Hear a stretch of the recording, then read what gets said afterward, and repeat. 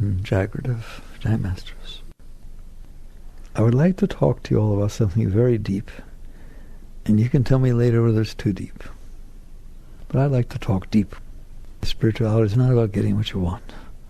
This whole thing about abundance and attracting to yourself, that's wonderful. If people are not doing well, I'm completely in favor of anything they need to do better. But don't call that spirituality. If you're not well, work on getting well. Don't work on getting placebos and something that compensates for the fact you're not well. That's like getting Pepto-Bismol because your stomach hurts. There's something wrong. A yogi, a yogini, a spiritual person focuses on fixing what's wrong, not on compensating for it. So that's the foundation of deep spirituality. It doesn't mean anything's wrong with people doing things to make themselves feel better. That's what the world does. That's what everybody's always done. And we're kind of taught in our society that, you only have so many years to live, and if you're not doing well, you better change your situations. You better find a different job. You better find a different spouse. You better find different kids. That's hard, by the way, find different kids. But in other words, do something. Don't just sit there and not be well. Well, I agree. Obviously, you don't just sit there and not be well. The question is, what do? There's two things you can do. You can check to see inside yourself, looking outside, what do I need in order to be okay? That's going to be based upon past experiences you had. Whether those experiences were actual experiences you had when you were younger or growing up, or experiences you read in a book, or you saw somebody else have. All of those are experiences you had. You don't have to have it yourself. If you see a movie and it leaves an impression, if you are in friendship with somebody and they get hurt, it's an experience you had. You learn from that.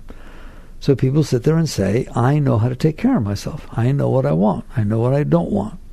That's because of these past experiences you've had. I go into that in great depth in the new book. I really shouldn't have to talk much about it. You should shake your head, yes. And that's what we do. We have experiences in the past that made us feel good. If we don't feel good now, we want to re-experience that. We want to do that again. If we had experiences that made us feel bad in the past, we don't want to have it. And we blame what we're experiencing now on the past experiences. That is called the human predicament. That's a normal human thing to do. There is an alternative. And that is what spirituality is. It is not a way to do that better. It's not a way to get what you want and to avoid what you don't want. There's nothing wrong with that. It's just in the end, you're going to find out it doesn't work. It works temporarily if you get it. If you decide I need something and I can't get it, then you feel worse. Or if you decide I don't want to experience it ever again and it happens, whoa. But there's no question. Nobody can deny that if your mind tells you that you've had past experiences, that's all your mind can do. I can't help myself but remind you of that. Your mind only knows what it knows. The only data it has is the data it experienced. And we're not humble enough to give that the right amount of weight. We sit there and think we know something. Tell me, I experienced it. I went through that experience myself, and how terrible it is.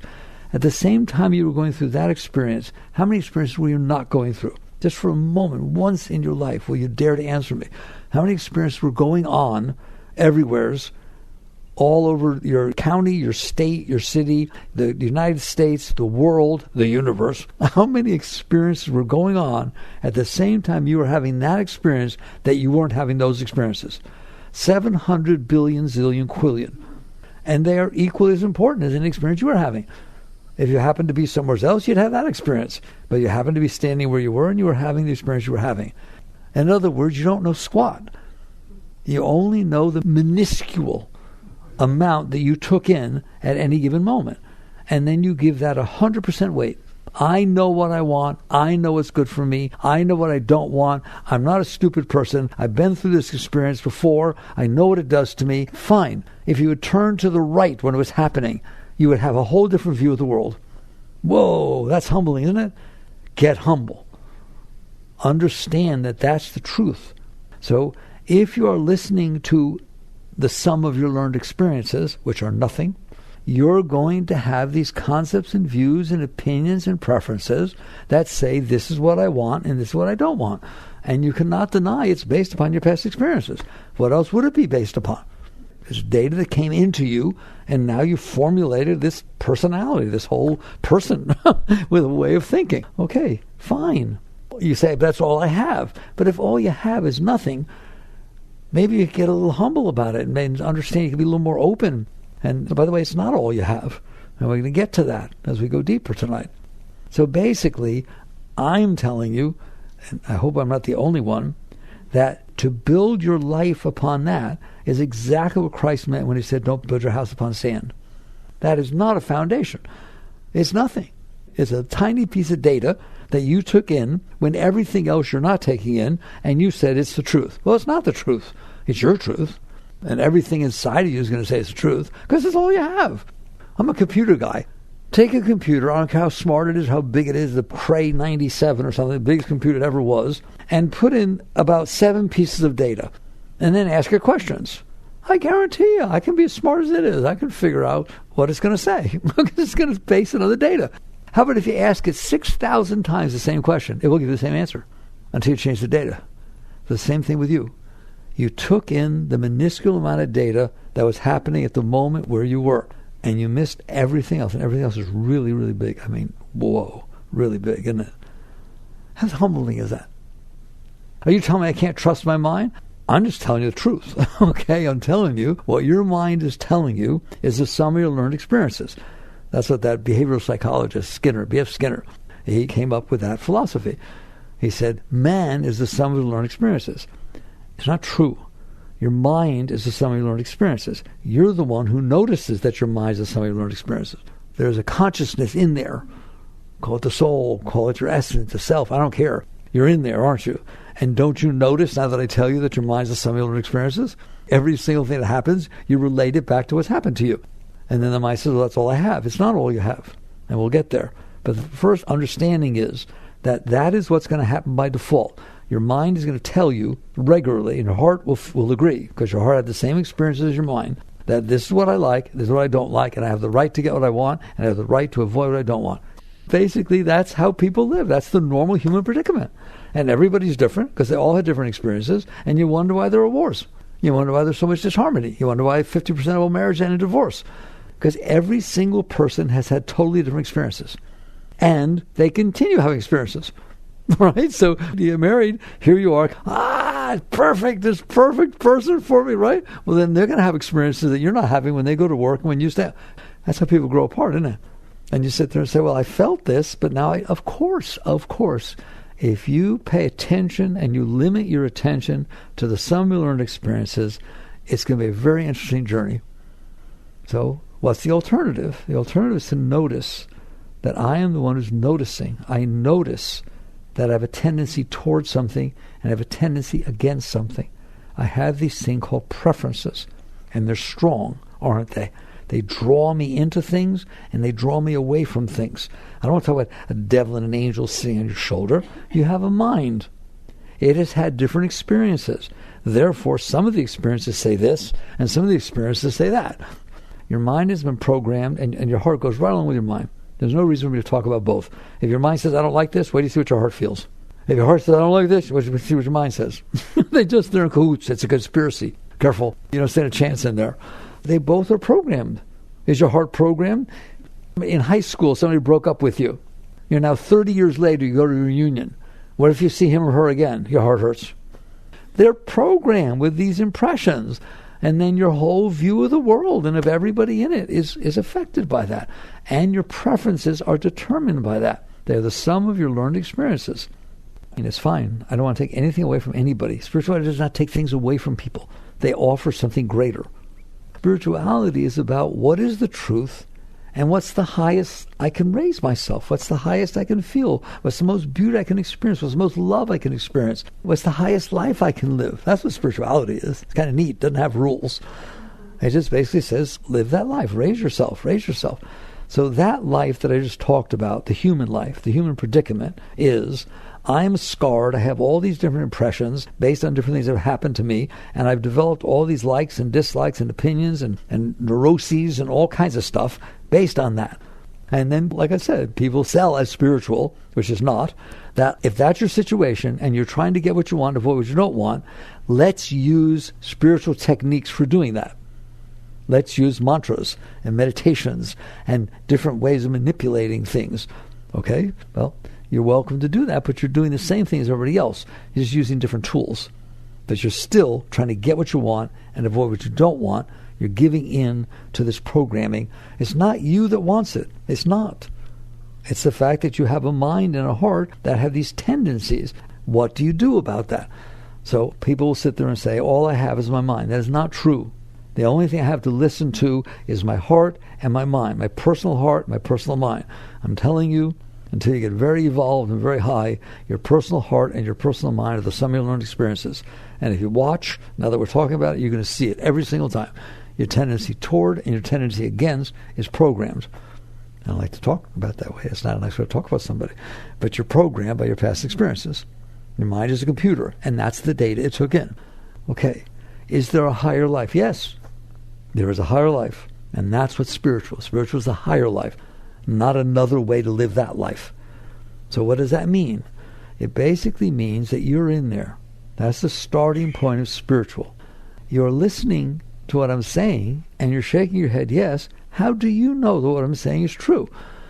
Because you're in there, and you notice your mind. How many times people come to me and they say, after reading, the Untethered Soul or something like that, they say, I read it, but it wasn't like I learned something new. It was like it reminded me what I already knew. That's exactly what it does. Why? You know everything I know. I'm just sitting here watching. I'm sitting here watching, and that's what I saw. Well, you're in there too. It's an awareness. That's a realization that I'm in here. That is the beginning of spirituality. Not, I'm not okay. This is what I want. This is what I need. How do I get it? How do I avoid it? That's humanness. When you realize, wait a minute, that's out there. I'm in here. And I notice that I'm not okay. That's an honest statement. I notice sometimes I'm okay. If it's a nice day and I go fishing or do whatever it is I like to do, I guarantee if you're doing what you like to do, you're probably pretty okay. And if you're not doing what you like to do, you're probably not so okay. See? It's really easy to explain why people do what they want. How about if you sit there and say that? Why would somebody do something like that? I just told you. If they're getting what they want, they're okay. If they're not getting what they want, they're not okay. If they're getting what they don't want, they're not okay. And if they're avoiding what they don't want, they're in a state of relief. Thank God. There. So that's what people are doing. And since everybody's programmed differently, what they want and don't want are different things because they're programmed by their upbringing and by experiences and by everything. What's the alternative? There's an alternative way to live. What is that? I'm in here. Check. There's not one of you that's not in there. I'm a conscious being. I'm aware. What are you aware of? What's in front of me and what's inside of me? Are you aware of your thoughts? Are you aware that you have thoughts? Does anybody not have thoughts? They may not know what I mean by thoughts. You see? It's not hard. It's very straightforward stuff. Are thoughts out there? Can I pick them up and share them with you? No. They're in here. Your thoughts are in there. Fair enough? Like, it's obvious. Spirituality is truth. Therefore, it's obvious. So there is a world out there that you in here are aware of. If I ask you to look at the wall, not what are you looking at, where are you looking from? Don't answer, just pay attention. You're looking from over there? You're looking from your face, your nose, your eyes, not even your eyes. I'm in here. I'm the recipient of what's coming through my eyes, aren't you? You're in here, and from in here, you look out there. Can you not look out there? Sure. I can close my eyes. You don't have to close your eyes. Can you keep your eyes open and not look out there? Sure, just get lost in thought. Can you get lost in thought? And by the way, the ultimate is when you're asleep. There are so many experiences that we have that are such teachers for us, and we pay no attention to them. Do you ever fall asleep? If somebody walks in your room when you're asleep, and if you weren't asleep, you would know they walked in the room. But when you're asleep, do you necessarily know they walked in the room? Well, I don't understand. Where are you? Your body's lying right there. Where are you? While they walk in your room and you don't know they walked in your room, can you be dreaming? Do you get lost in dreams? Did you take your body with you? No. You are in there. But where do your dreams come from? Your mind made them, didn't they? Your mind created the thoughts that you got into when you were dreaming. If somebody, I can't do it, I'm very left brain, but some people I know are very right brain. They can create the same scenery, if you will, inside their mind, full 3D, full color, full this, full everything, and get into it while they're awake. I knew an architect. I worked with an architect when I was a builder. Brilliant, brilliant designer, unbelievable. And we would talk about a house, and I don't know how he did it. He would just visualize every room, every single thing in the house would be inside his head. No matter how big it was, no matter how complex it was, you come back, he'd be talking about the same thing. He just built the thing in his mind as a thought. I'm admitting I can't do that. Can you all do that? He could do that. And then he would sit there, and he didn't use CAD programs. He drew. He was old type, kind of just drew all the architecture. And he drew just what he saw. 95% of the time, that's what we built. The first thing he saw, if a client talked to him, woo, it's pretty neat. Your mind can do that. That's what happens when you go to sleep. See, to me, that's a real awakening. When I sleep, my mind can do it. My mind builds entire cities and towns and relationships, and it does all kinds of things, doesn't it? Where do you think that came from? Your mind. Other than a unique spiritual dream, I don't want to talk about that. 99% of your dreams are your mind expressing itself, creating things. And you're there and you experience them, don't you? That's the same mind creating thoughts. So you are in there, even though somebody walks in the room and you don't know it, you're still there. You're having an experience. So you in there have experiences of the outside world, and you in there experience your thoughts, and you in there experience your emotions. Do you experience your emotions? Do you ever say, oh my God, my heart hurts so bad? How do you know? I told you, you don't want to come to me for therapy and be in big trouble. Why? If you came to me and said, I'm making you understand, ever since so-and-so left, my heart hurts. It just hurts so much. It's heavy. It's dragging. I can't do anything. My heart hurts. I know what I'm going to say to you. I don't care who you are. I'm going to say the same thing. How do you know? How do you know that your heart hurts? I don't know your heart hurts. I don't feel a thing. How do you know your heart hurts?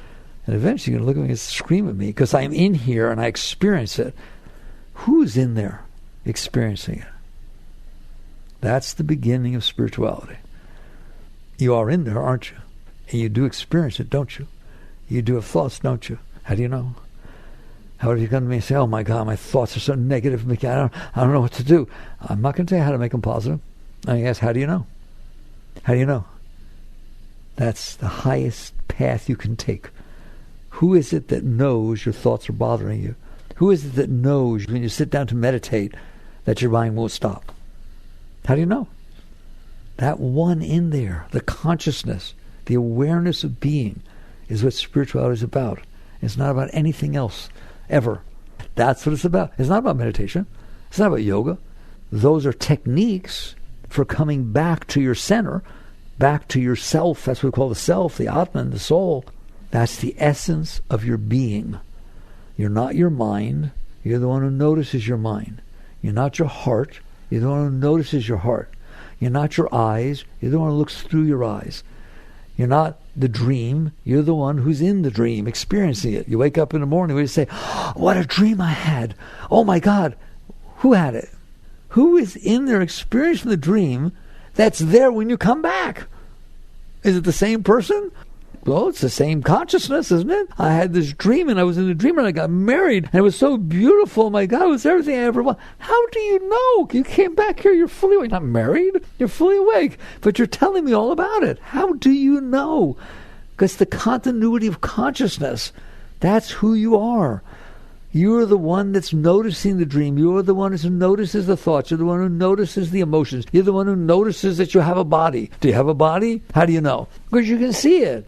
That is what spirituality is. The word spirit is not the body, is not the mind, is not the emotions, and is not the dreams. It is the consciousness that is noticing these things. Please, you have to understand the reality of who you are. You are the consciousness that's having experiences. You're not the experience. You're the consciousness having the experience. You would be there if a different experience was happening. It'd be the same you that look to the left, look to the right, look there. I see different things. It's still me that saw them. Consciousness is always there. It is the same consciousness. There is an awareness of being. That's what spirituality is about. Okay, so now let's go deeper. Why can't I experience that? If that's who I am, why don't I experience it? Because your consciousness is distracted by many, many different things. The outside world, you're sitting here meditating, you hear a sound. You're not meditating anymore. It pulled your consciousness down toward the sound. You're having a very good day, feeling wonderful, your whole inside is nice, and all of a sudden, that guy from high school who dumped you walks by, or at least somebody who looked like him.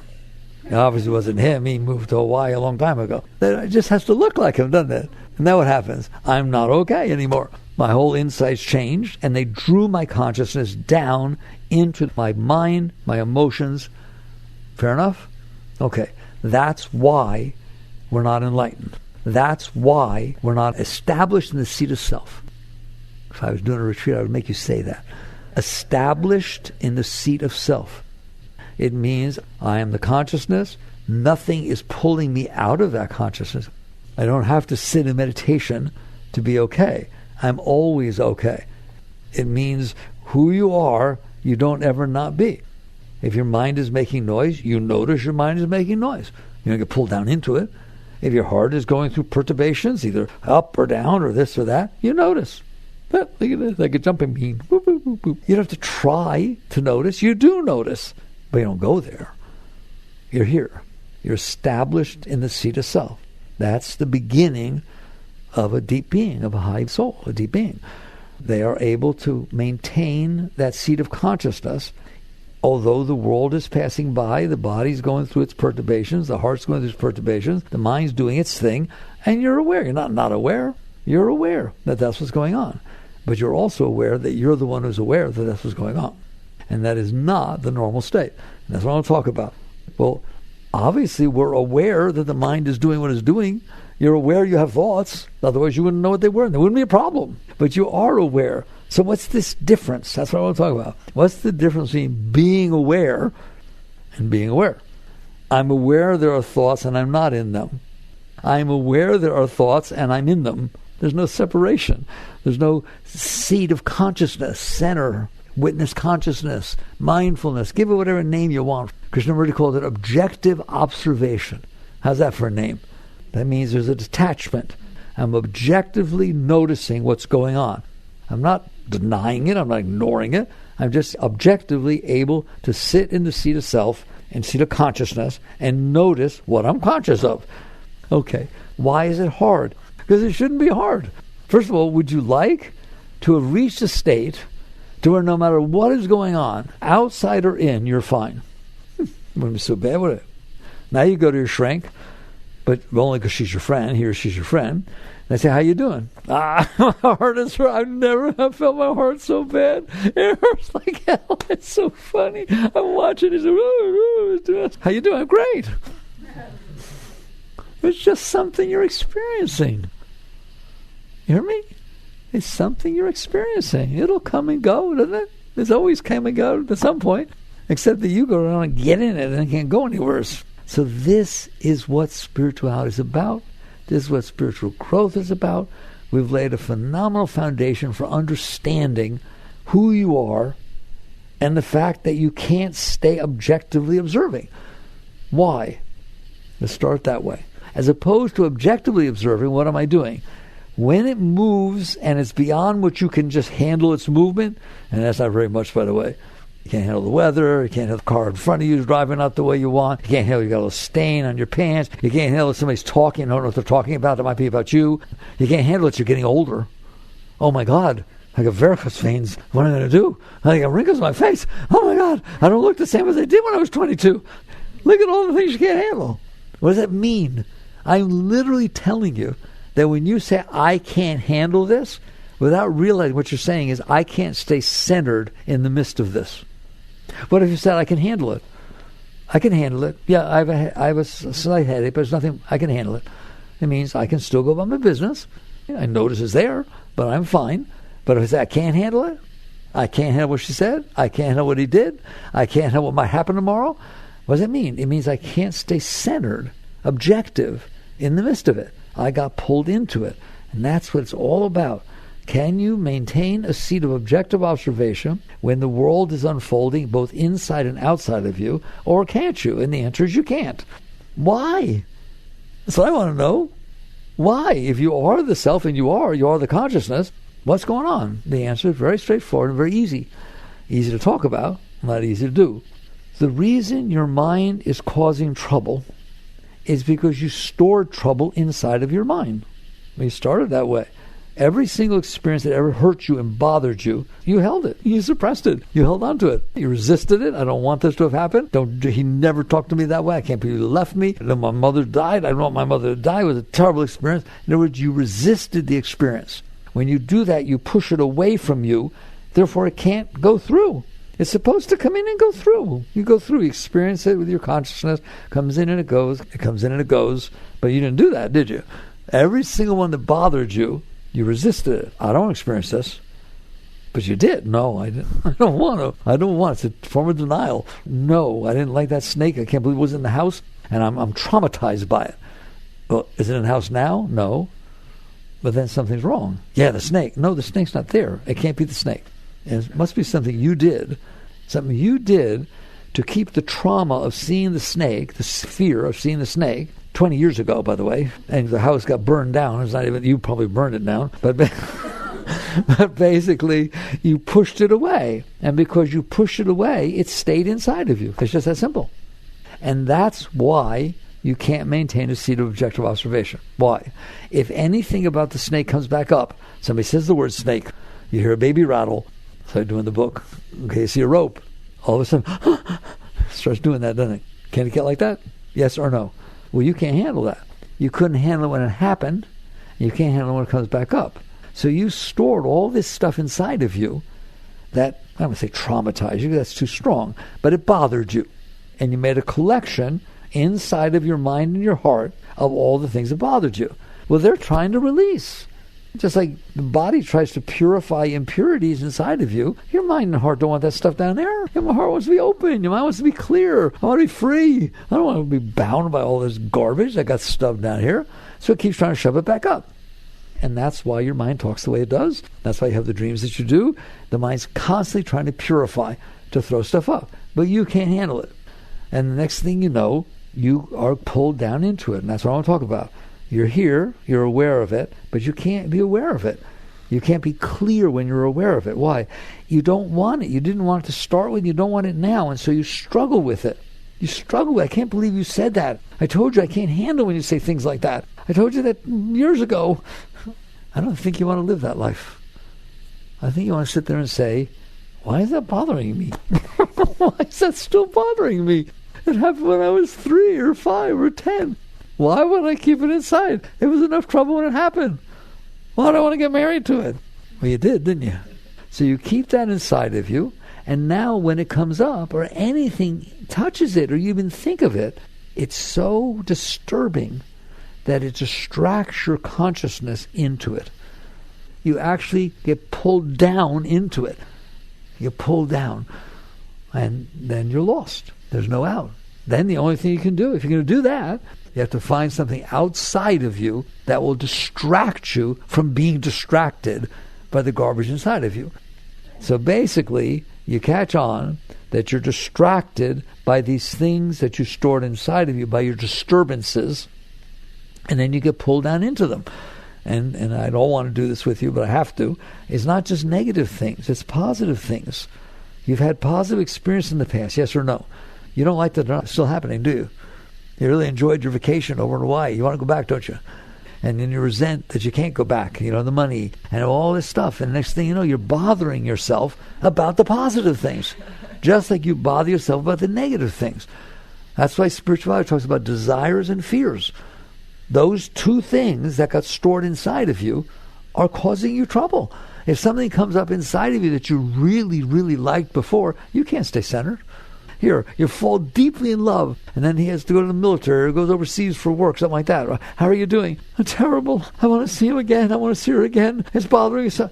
I thought love was a good thing, and I'm lost. I don't understand. It's causing pain and trouble. Yeah, Buddha said desire is the whole problem. So does that mean I shouldn't fall in love? No, it means you should be in love and then share it.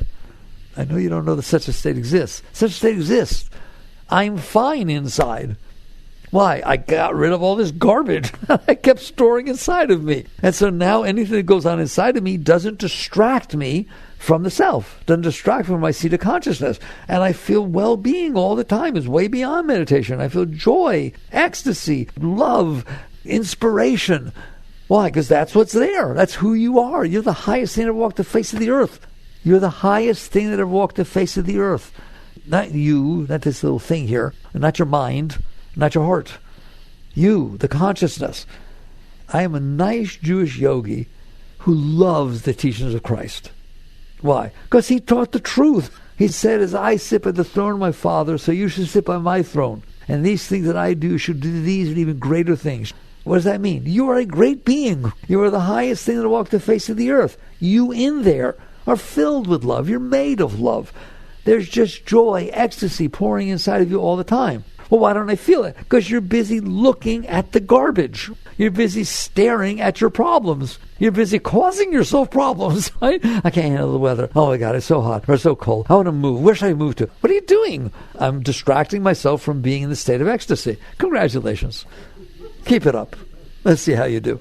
So basically, you are that, but you're not being there. You're being in your problems. You're being in what happened to you 3 years ago or 20 minutes ago or 15 years ago. You're being in the fact, oh my God, my heart hurt so bad 3 years ago. I don't want to do it again. I don't want to relate. What are you doing? You're screwing yourself up by being down there instead of establishing yourself in the seat of consciousness. Why is it hard? Especially now that I'm telling you the seat of consciousness, the seat of self, is ecstasy. It's total well-being. The closer you get to that, you feel all this joy welling up inside of you. I'm telling you the truth. Well, then why wouldn't I want to go there? Because you have lost the ability to do so because you're so distracted by your problems. You're distracted by your little melodramas. So the question becomes, here's the bottom line, how do I not? Now that you understand what's going on, because that is what's going on. You're in there.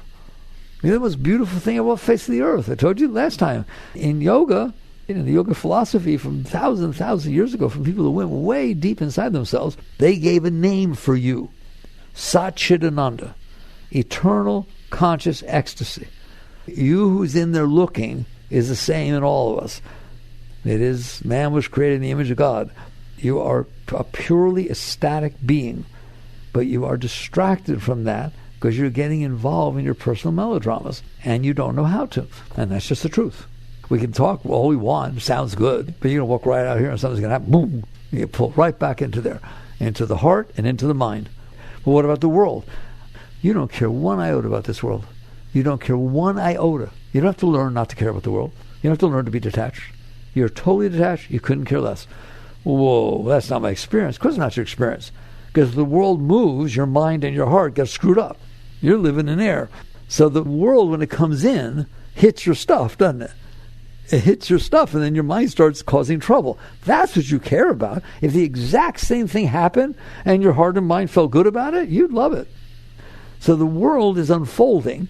It's what it does. Every single minute, it's just atoms moving around through space. It's unfolding everywhere. When it comes into you, it hits your stuff. Don't kid yourself. Oh my God, maybe I should have majored in this. Oh, if I had only done that. Well, I shouldn't have had the child so young. Every single thing is hitting something inside you that's making your mind get melodramatic and personal and making your heart go up and down. And so that's what you care about. The world is what it is. And that's the high state. That's another thing I teach. Do you know that you are 99% enlightened? You are 99% capable of doing what I just told you, staying in that seat. There's only 0.1% that goes on in this world that hits your stuff. But that's your whole world. That's what you care about. You drive by trees all the time. You see clouds, sky, night, day. There's all kinds of stuff goes on, doesn't it? It doesn't hit your stuff, does it? It just comes in and goes through. 99% of everything picked up by your senses goes right through. And then there's this 0.1%. What is the 0.1%? The stuff you have about that reminds you of something else. And the next thing you know, whoo, Ooh, the mind is reacting, the heart is reacting, everything's going on, and you can't handle it. So you get pulled down into it. All right, so let's assume, which I would really like, that you understand what I'm talking about, and that you're in there, and that's what it's like to be in there, because it is. What do I do about it? I have to learn to not get pulled down into my stuff. Isn't it interesting that I can stand right next to you, and something can happen outside, it doesn't bother me, it bothers you. Or it doesn't bother you, and it bothers me. Same thing, same exact thing. We hear a sound. Why? Because of these impressions that you stored inside yourself.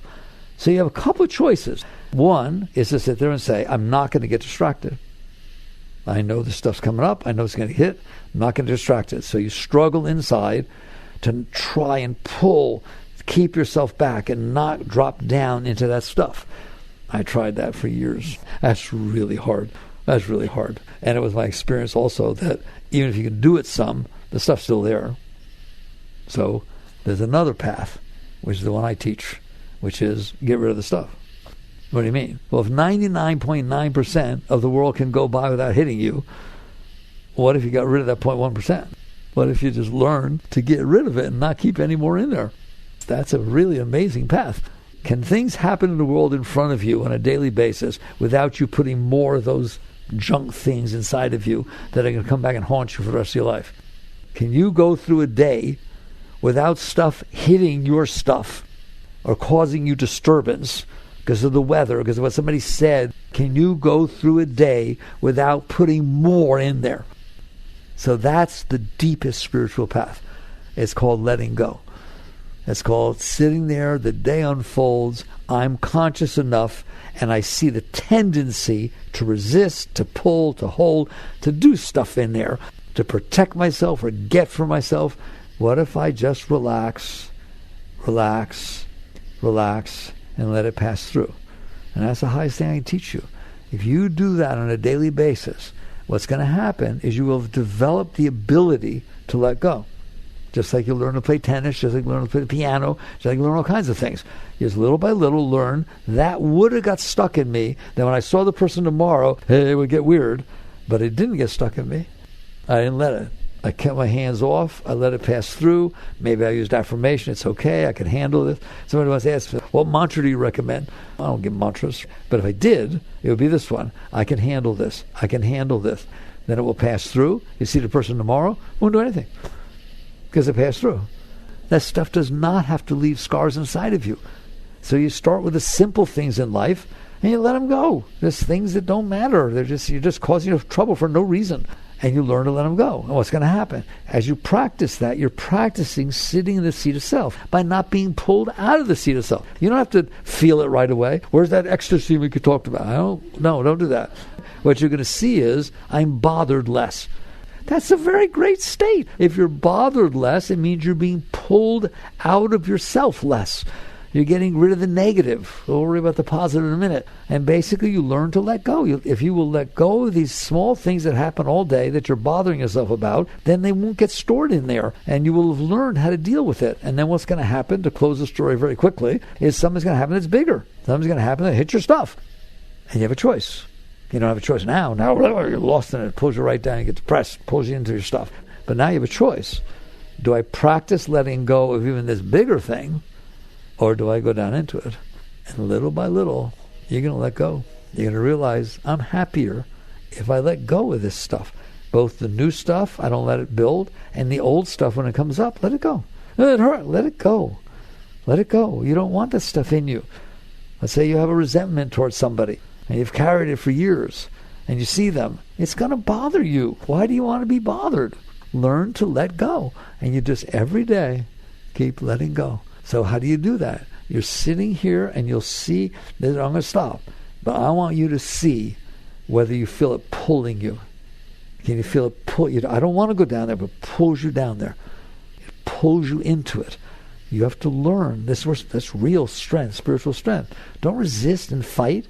Just relax. Do not struggle with it.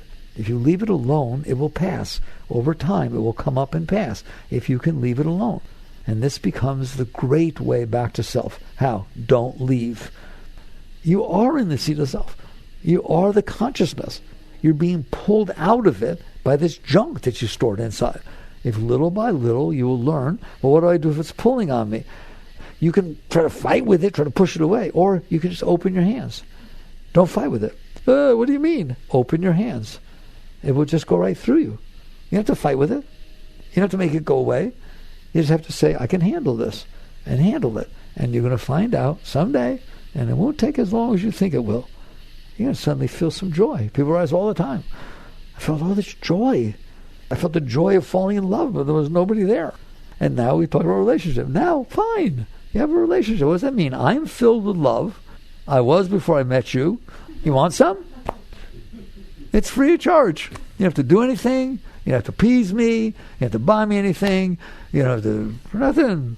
Just, you're not going to affect me. I'm filled with love. Here, have some. That's how you have a relationship.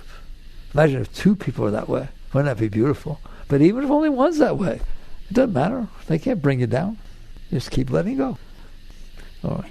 Very good. Thank you for listening. The deeper part I promised to do was if I just talk to you about being pulled, feel the pull of the energy pulling you down into it. You do not have to get pulled down into that stuff. So you do it by little, working with everyday things, letting go, and you wait to see how well that works. Work on these things. Jagrative.